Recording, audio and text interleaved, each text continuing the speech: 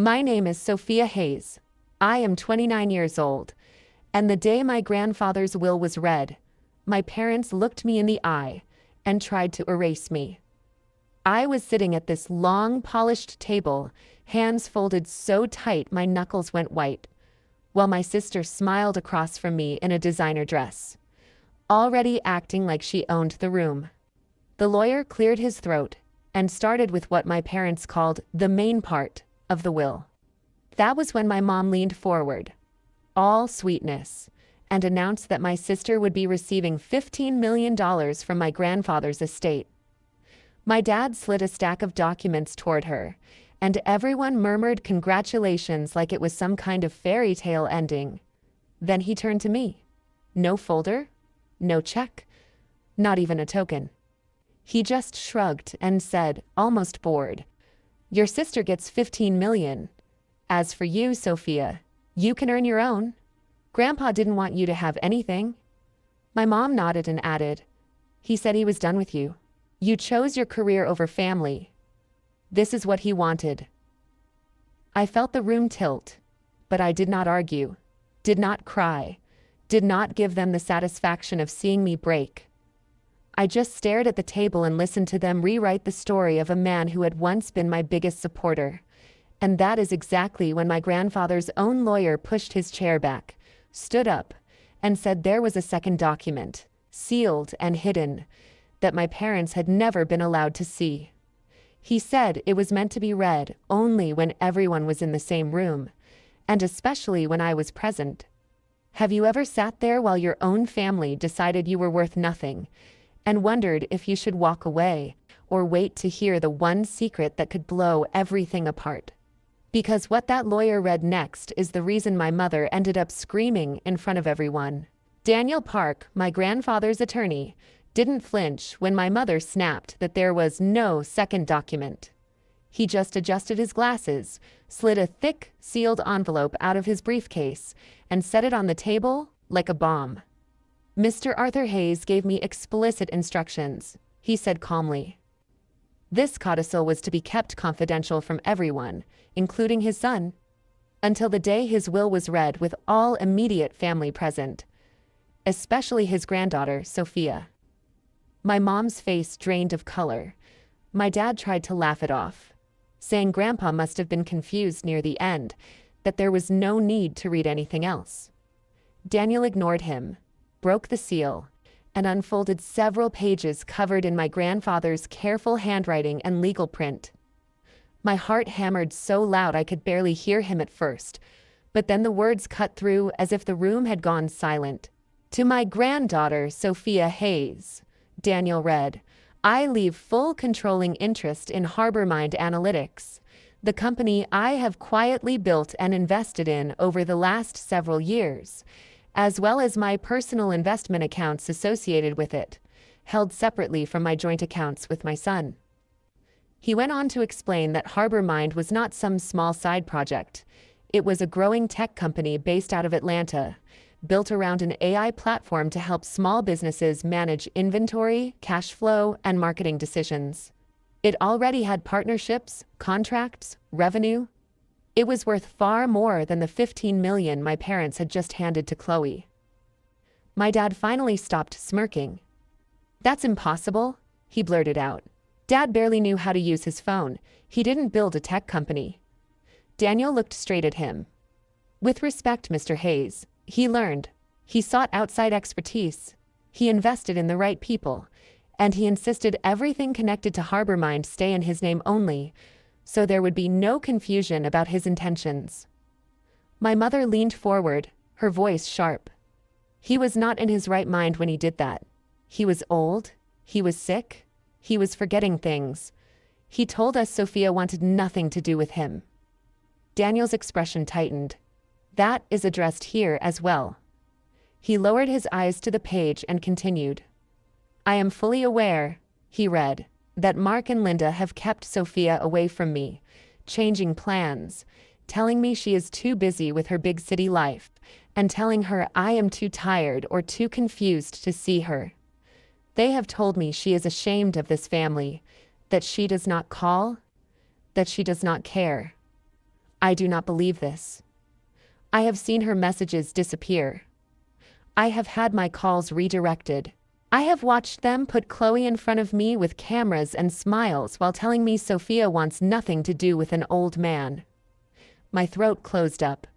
I remembered all the texts I sent that never got answered. The calls that went straight to voicemail. The times my mother said Grandpa was sleeping, or at a doctor's appointment, or having a bad day. Always when I tried to come home on short notice. Daniel kept reading. I have also noticed large transfers from my joint accounts into personal cards and accounts controlled by Mark and Linda, used to fund travel, vehicles, and lifestyle expenses primarily for Chloe. These were never discussed with me. When I asked questions, I was told I had already approved them, even when I had not. I may be old, but I am not stupid. My mother shot to her feet so fast her chair screeched across the floor. That's a lie, she shouted. He signed everything. We took care of him. We did everything for him while she was off in Chicago chasing some computer dream. She jabbed a finger in my direction like I was the problem here, like my existence was the insult. My dad tried a different angle, his voice cooler. Dad clearly wrote that under pressure. He had moments of paranoia. You know how it is at the end. People get suspicious. Daniel didn't move. His tone never rose, but every word sounded heavy.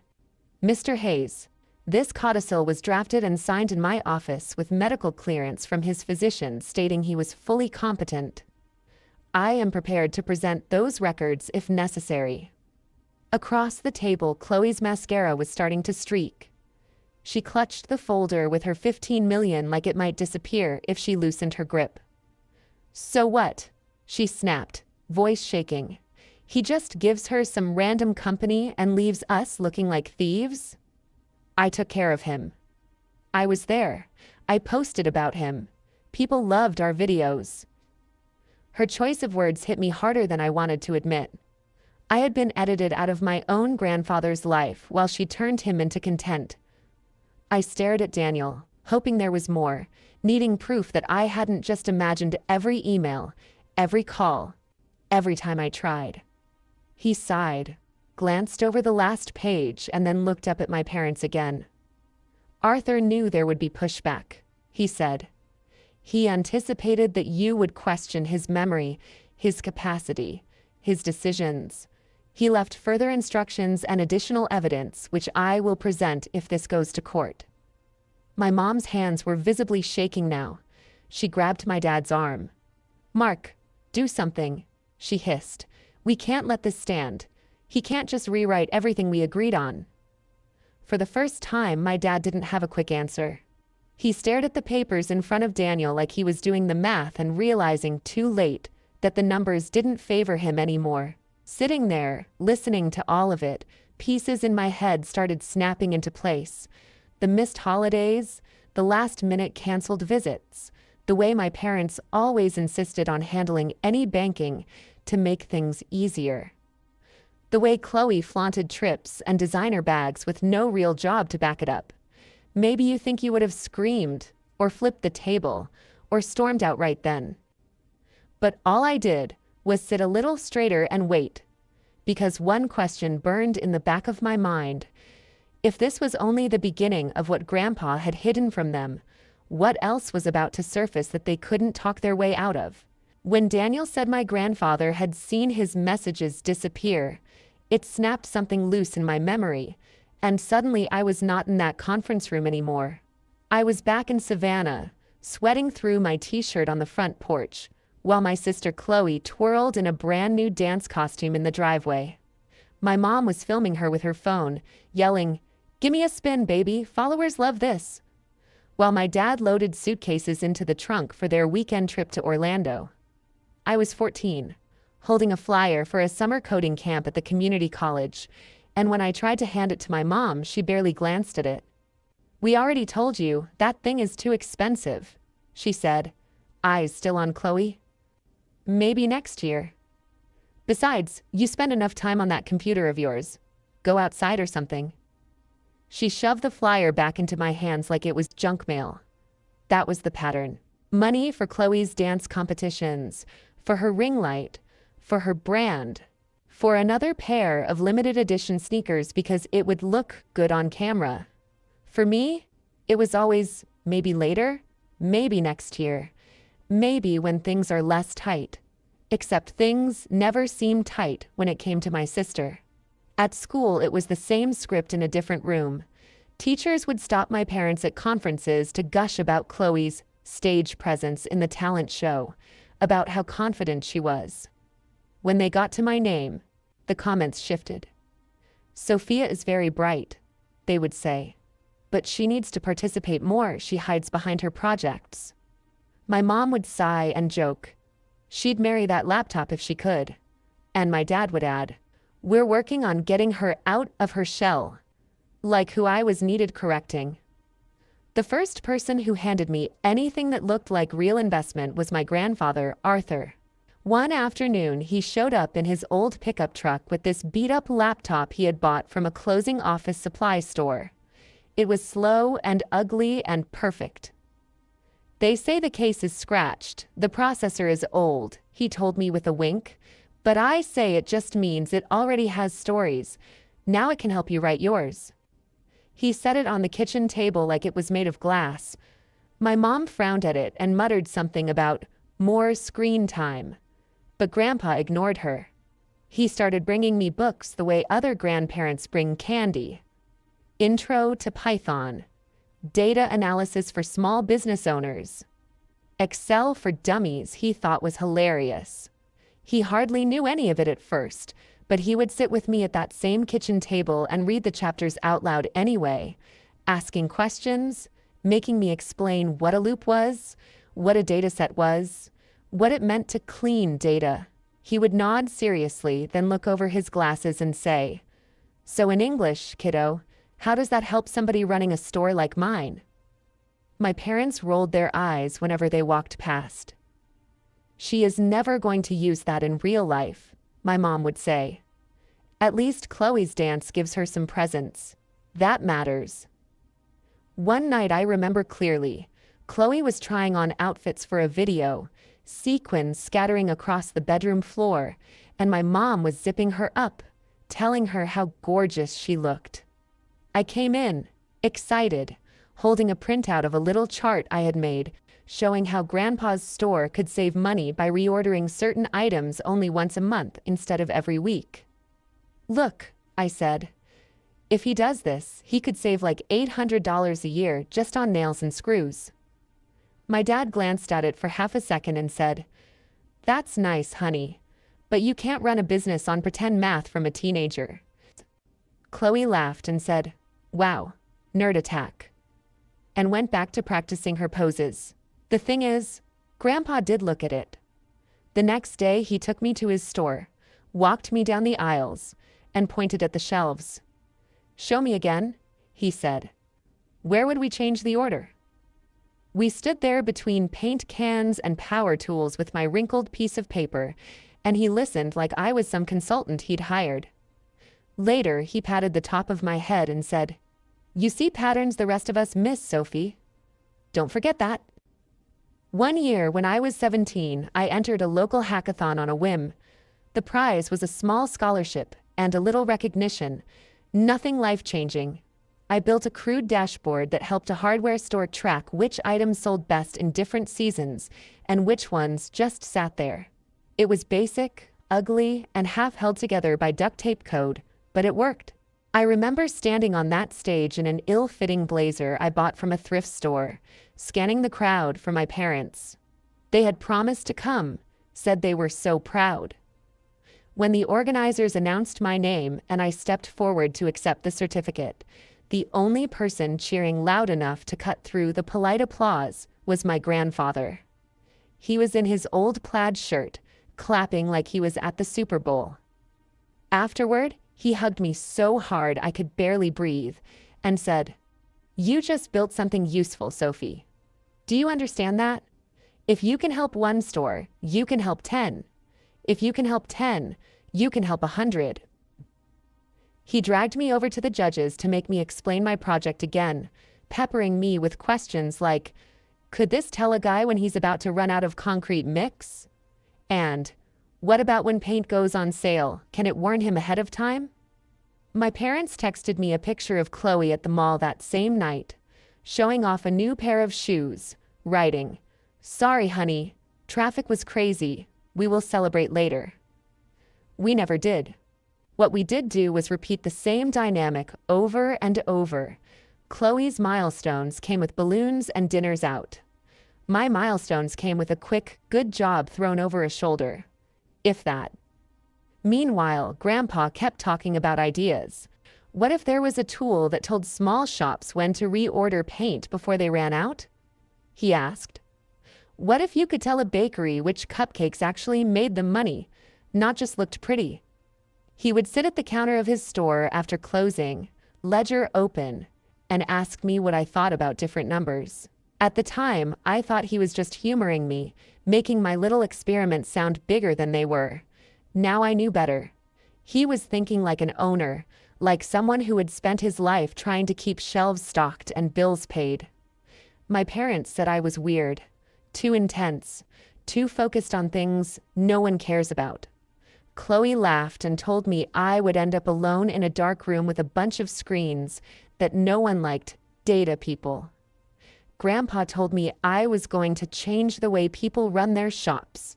He started mentioning things like partners and investors and platforms, words that sounded too big for our small-town kitchen. Once, when I joked that no one would ever trust a 20-year-old girl with their business data, he shook his head. "They don't have to trust you at first," he said. "They just have to see it works." Sitting in that conference room years later, listening to Daniel read words my grandfather wrote about messages disappearing and money moving without his consent, it hit me that the only person who had ever truly seen value in what I was building had realized, long before I did, that the rest of my family never would. Maybe that was why he built Harbormind in secret.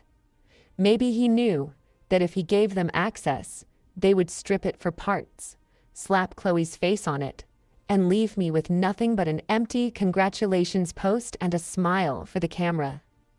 Instead, he tucked it away, tied it to my name, and waited for a day just like this, when their version of the story would finally collide with his. When the memories finally loosened their grip, I was back at that table with everyone staring at me like I had just been dragged in as evidence instead of family. Daniel was still holding the papers, but now he was watching my parents instead of reading. "You said I wanted nothing to do with him," I heard myself say, my own voice sounding strange in my ears. "You told me he was too tired to see me, that he was confused, that visits would upset him." My mom crossed her arms, defensive. "Because he was," she shot back.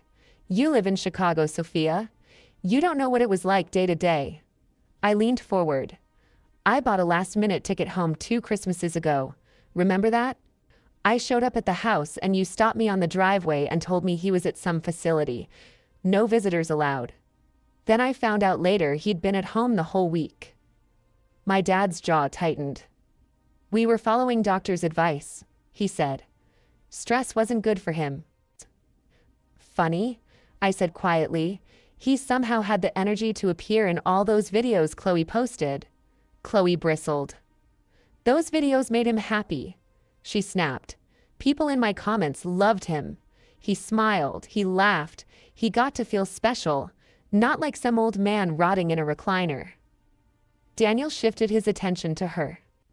"Chloe," he said evenly, "did your grandparents ever know you were being compensated for some of those posts?" Her head jerked back. "What?" "Brand deals," he clarified. "Affiliate links, sponsored trips tied to the content you filmed with Arthur." "Did you ever disclose the amounts to him?" "Or to Sophia?" Her cheeks went red. "That has nothing to do with this," she said. "I was building my career. Mom and Dad said Grandpa wanted to help. They told me it was all part of the plan."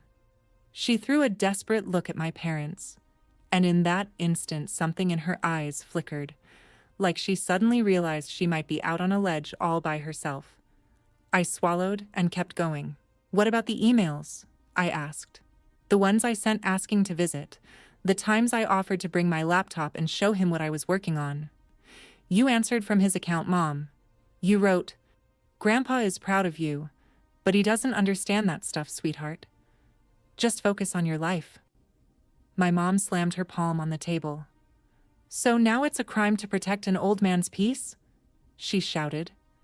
"You didn't see him crying when you chose Chicago over law school here. You didn't hear him say he didn't recognize you anymore." Daniel cleared his throat. "For what it is worth," he said, "Arthur never told me he did not recognize you, Sophia. He did tell me, very clearly, that he felt like his relationship with you was being managed for him." My dad scoffed. "Managed is what you do for an elderly parent," he said. "You should know that. You draft enough wills. They get paranoid. They imagine conspiracies. They think everyone is stealing from them." Daniel set the papers down and reached into his briefcase again. This time he pulled out a small black flash drive. He laid it on the table between us. "Arthur thought you might say that," he replied. "Which is why he asked me to record a video when we prepared this codicil. It's dated, time-stamped, and accompanied by a statement from his physician. If you intend to suggest he was incompetent, you should see what that looks like." My mother's hand shot out. "You are not playing some edited clip to smear us," she hissed. "Turn that thing off." Daniel didn't even glance at her. He plugged the drive into a slim laptop the paralegal had brought in, turned the screen so everyone could see, and clicked play. My grandfather's face filled the screen, older and thinner than I remembered, but his eyes were clear. He sat in the same conference room we were in now, wearing a pressed button-down shirt, hands folded loosely in his lap. "All right, Arthur," a younger version of Daniel's voice said off-camera. "Just say in your own words why you're here." Grandpa took a breath. "My name is Arthur Hayes," he said. "I am choosing to change my will because I have become aware that my son and his wife have been using my trust in ways I did not approve. I have seen money leave my accounts that I never agreed to. When I ask questions, I am told I am confused." He looked straight into the camera. "I am not confused. I am old, but I know what I've earned, and I know who I want it to go to." My dad muttered something under his breath, but no one stopped the video. Grandpa continued. "I love all my grandchildren," he said, "but only one of them shares the way my mind works. Sophia understands numbers. She understands systems. She built a little thing on her computer that helped a store like mine, and never even bragged about it." He chuckled softly. "Mark never listened when I talked business, and Linda loves appearances. But Sophie listens." My chest hurt. I didn't realize I was holding my breath until the room started to spin again. On the screen, Grandpa's expression darkened. "I have also seen how they keep her away from me," he said. "Visits canceled, calls dropped. I get told she is too busy with her big city job. Then I hear from Ruth that Sophia drives all the way down and my son sends her home from the driveway. I know what that is. That is control. That is fear that the two of us will talk and compare stories." He shifted in his seat, anger flashing across his features in a way I had rarely seen. "If they are watching this, it means they are contesting my decision," he said. "It means they are once again trying to take what does not belong to them. So let me make it plain. Harbor Mind Analytics, every share, every related account is for Sophia. Not because she is my favorite, but because she is the only one who can use it for what it is meant to do." He paused, eyes glistening. "Help the little guys. Help the people running shops like I did, who never had these tools." Daniel's voice came back in the recording. "Arthur, are you making this decision under pressure from anyone?" Grandpa gave him a look like the question insulted him. "The only pressure I feel is time," he snapped. "I am making this choice now while I can, because I know if I wait, They will convince some doctor to write me off as senile and sign whatever they put in front of me. I want this on record before that happens." The screen froze on his face, then went black. No one spoke. The only sound was the low hum of the air conditioner and Chloe's uneven breathing. My mother's mascara had fully surrendered, black streaks cutting down her cheeks. She looked at my dad like he was supposed to have some way out of this. Some legal loophole or clever line that would undo what we had all just seen. Instead, he stared at the blank screen, fingers drumming a frantic rhythm on the table. "You can take that to court," he said finally, voice hoarse. "But it doesn't change the years we spent taking care of him. A jury will see that. They will see what we sacrificed." Daniel closed the laptop with a quiet click. "You are free to challenge the will," he said. "If you do, the video, the financial records, and the physician's statement regarding Arthur's capacity will become part of the public record." He glanced briefly at Chloe, whose influencer life depended on public perception. "And given the nature of the transfers we have documented, there may also be questions raised that go beyond probate court." That was the moment my dad's fingers stopped tapping, the moment my mother stopped shouting, and the moment I realized this was not just about who got what. This was the beginning of something much bigger. And for once, they were the ones who should be afraid of what came next. The fight my parents promised never made it to some dramatic jury trial with witnesses crying on the stand. Once Daniel filed the codicil, the video, and the bank records, their bluff collapsed under the weight of numbers they couldn't charm or cry their way around. There were meetings, of course. They hired a lawyer who walked into the first conference room loud and confident, shaking hands too hard, telling my parents not to worry, that these things are always negotiable. He walked out after the first disclosure hearing looking like he needed a strong drink and a different client. The court appointed a forensic accountant to go through years of transactions on my grandfather's joint accounts, and every family expense that had quietly padded Chloe's brand and my parents' lifestyle started showing up in spreadsheets and exhibits, instead of Instagram stories. The judge didn't care how many videos Chloe had posted holding Grandpa's hand, or how many heartfelt captions she'd written about cherishing moments. He cared about the power of attorney my dad had used to move money out of those accounts for unspecified personal expenditures. He cared about timing, transfers right before luxury vacations, right before a new SUV, right before Chloe's sponsored trips that somehow got paid partly out of Grandpa's funds. He cared about the fact that when Arthur questioned those withdrawals, emails mysteriously vanished. When their attorney tried to argue that Arthur had verbally approved everything, Daniel slid the video across the table, and the judge watched the part where my grandfather looked straight into the camera and said, "I have seen money leave my accounts that I never agreed to. When I ask questions, I am told I am confused. I am not confused." After that, there wasn't much room left to spin. The medical report attached to the file confirmed he'd been evaluated as competent when he changed his will. The accountant's report laid out the misuse of funds in columns that didn't care about anyone's feelings. The court validated the codicil and confirmed Harbor Mind Analytics, and the associated accounts were mine, exactly as Arthur intended. On top of that, the judge ordered my parents to repay what they had taken from the joint accounts, plus interest and penalties. They didn't have it. They had been living like the money would never run out.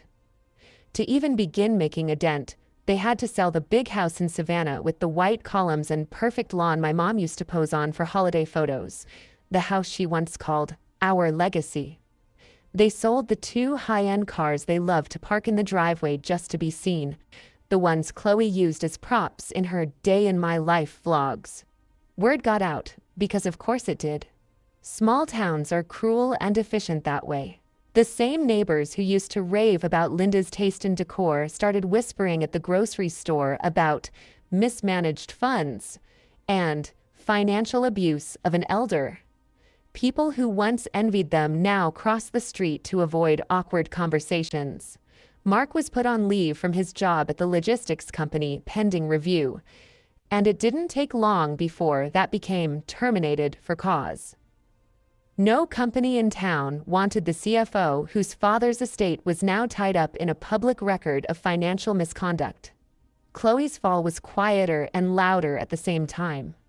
Quiet in the way doors closed to her behind the scenes, loud in the way screenshots and clips began circulating online. People dug up old videos of Grandpa in her feed and suddenly noticed the way he sometimes looked off camera, distracted, uncomfortable. A former friend leaked messages where Chloe bragged that she was set for life because her parents were making sure the will is in my favor. Brands that had been sending her free clothes and checks sent her emails instead, with phrases like reputational risk and we're going in a different direction. Her follower count started sliding, then plummeting. The comments under her old posts turned from heart emojis to questions she couldn't delete fast enough.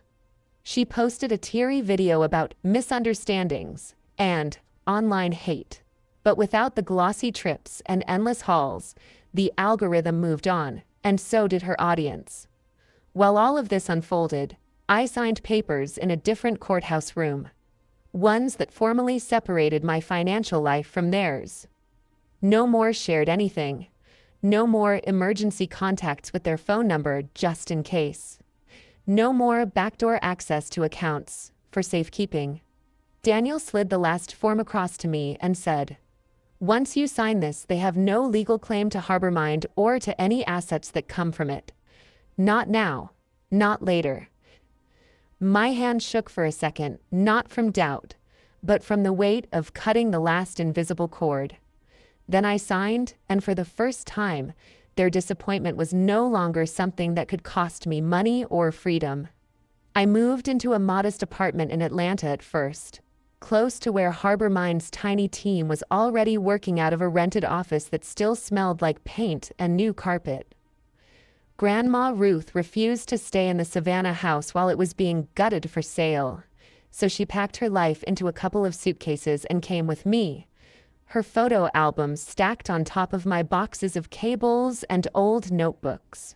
She left behind the fancy furniture and took the framed picture of her and Arthur at the store on opening day instead. My parents, stripped of the image they had worked so hard to project, slipped out of town not long after the sale closed. Through distant relatives and the occasional slip on social media, I heard they ended up in a small rental in Nevada, chasing cheaper rent and anonymity. No more charity galas, no more club memberships, no more curated Christmas cards on thick glossy paper. They didn't call. They didn't text. If they talked about me at all, it wasn't to my face. And for the first time, the silence between us was something I chose, rather than something they controlled. On one of the last days before Ruth and I left Savannah, I walked through the empty house alone. The echo of my footsteps sounded wrong in rooms that used to be packed with decorations and noise. I stood in the doorway of the den, where I had once sat on the floor with that beat-up laptop, where Grandpa had leaned over my shoulder to ask what all those numbers on the screen meant. I could almost hear his voice, low and amused, saying, "Show me how this helps a guy like me, Sophie." The walls no longer felt like they belonged to my parents' version of our family. Without the furniture and framed illusions, the place felt hollow, like a stage after the show is over. Props carried off, audience gone home. Whatever performance they had been putting on here was finished. The real legacy Arthur left wasn't the wood and plaster they were losing. It was the code, the company, and the conviction that I never had to beg to be valued again. They had spent years using his money to build an image. He had spent those same years using his mind to build a future for me. In the end, their image crumbled. His future stood. 4 years later, if you had walked into Harbormind's office in downtown Atlanta, you would never have guessed it started as a side project on a beat-up laptop and a promise made in a will that almost got buried. We had real glass doors now, a logo on the wall, a team of 50 engineers, analysts, and support staff who spent their days building tools for people who looked a lot more like my grandfather than like my parents' country club friends. Our platform helped small hardware stores, bakeries, barbershops, corner bodegas, you name it, track their inventory, forecast demand, and to understand which products actually made them money. When a storm was coming, HarborMind could tell a tiny coastal shop exactly how many generators to order. When a bakery wanted to know which cupcakes to stop making, our dashboards answered in plain language. Every time a client called to say, "We didn't go under this quarter because of your software," I heard my grandfather's voice, the way he had said, "Help the little guys." We hosted free workshops twice a month, inviting local business owners into our space, feeding them pizza, walking them through their numbers in a way no bank ever had. I set up a scholarship fund in Arthur's name for students from working-class families who wanted to study data or computer science, and every year we handed out a stack of refurbished laptops like the one he had bought me, except these actually booted up in under 10 minutes. Chloe reached out the second year after the will reading. It started with a long email that sat in my inbox for weeks before I opened it. She didn't ask for money. She didn't ask for a shout-out. She just wrote about how her follower count had tanked, how sponsorships dried up, how she had gone from flying out for brand trips to clocking in at a small marketing agency where no one cared how many likes she used to get, only whether she could meet deadlines. She said she had started volunteering at a community center, teaching teenage girls basic content creation skills, but also talking to them about reading contracts and not treating their lives like something to be packaged and sold. She admitted she had been jealous of me for years, that watching Grandpa look at me the way he never looked at her had felt like an open wound. She didn't excuse what she did. She just said she was sorry. I called her. The conversation was awkward, full of long pauses and nervous laughter, but we talked. Not as influencer and invisible sister, but as two women who had finally run out of people telling them who to be. We were not close, not yet, but the door was cracked open instead of bolted shut. My parents never called. Through Grandma Ruth and an occasional relative, I heard scraps of updates. Mark picked up a job doing basic bookkeeping for a small firm out west, nowhere near the executive level he used to brag about. Linda stayed at home mostly, rarely posting online anymore, the glamorous life replaced by discount furniture and generic coffee. They went from being the couple everyone envied to the couple people lowered their voices to talk about. Ruth and I built our own quiet rhythm in Atlanta. She claimed the sunny corner of my living room for her rocking chair and her knitting, and every evening we would sit on the balcony with takeout and watch the city lights blink on. Sometimes she would tell me stories about Arthur in the early days, when he was just a kid stocking shelves, long before he owned anything. Other times we sat in comfortable silence, the kind you only get with someone who has seen you at your lowest and never once tried to edit you. People like to say success is the best revenge. Maybe they are right. But sitting there with my grandmother, knowing HarborMind was giving families like ours a fighting chance, without anyone needing to steal or lie to make it happen, I realized something else. The real revenge wasn't the money or the growth charts or the press articles. It was knowing that the part of me my parents had dismissed as useless, the girl with the pointless computer obsession, was the part that built a life they could no longer touch. The first time I told the whole story out loud to strangers was on a stage in New York, under a red circle of light with cameras pointed at my face and Ted glowing behind me. My palms were sweating around the clicker, but my voice was steady when I started the way it had all started for me. At my grandfather's will reading, my parents gave my sister $15 million